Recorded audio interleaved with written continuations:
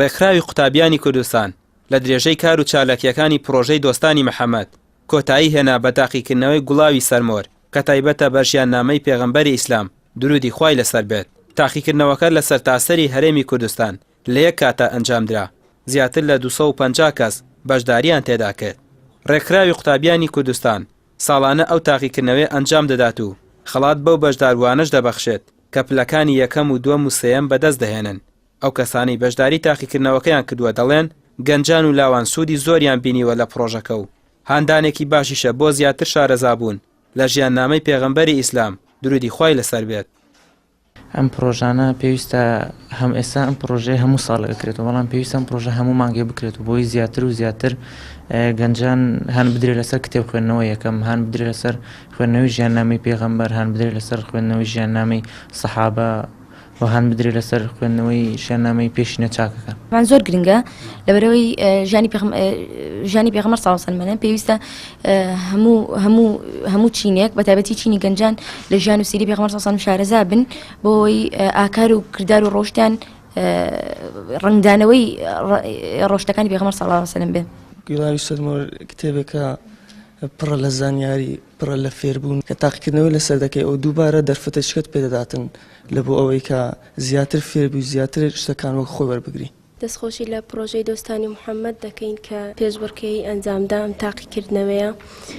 ئەوە لە بۆ ئێمە سوودی زۆرە کە شارەزاییمان دەبێت لە ژیانی پێغەمبەر صلی الله علیه و سلم. ئەم تاقیکردنەوەیش ئینشاءڵڵا ئەگەر سەرکەوتوو بوون و سەرکەوتوو نەبووین ئەوە هەر سوودی هەیە لە بۆ ئێمە لە ژیانی ئێمە. بەشداربوانی پرۆژەکە 2 مانگ پێش دەستپێکردنی تاقیکردنەوەکە ڕێگەیان پێدەدرێت پێداچوونەوە بە ژیاننامەی پێغەمبەری ئیسلام درودی خۆی لەسەر بێت بکەن و دواتر تاقیکردنەوە و پرسیارەکان لە چوارچێوەی ئەو کتێبەدا دەبێت کە ناوی گوڵاوی سەرمۆرە.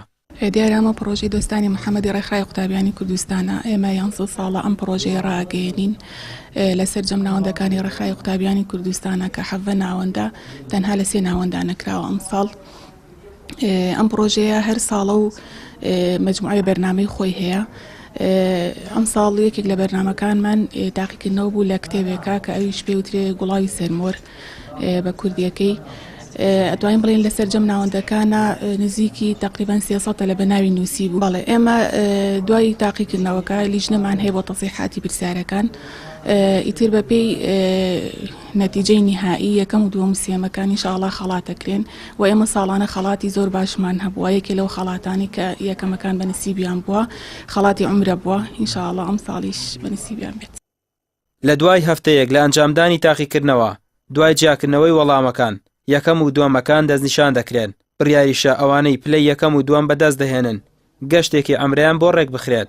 داواش دەکرێت برەو بە پرۆژەکە بدرێت کە لە ساڵێکەوە بکرێت بە چەند مانگ جارێک بۆ ئەوەی خەڵکی زیاتر سوودمەند ببن و ئاشنای زیاتری ژیاننامەی پێغەمبەری ئیسلام بن درودی خوای لەسەر بێت. ڕایمێر عوسمان کەناڵی ئاسمانی پێام سلێمانی.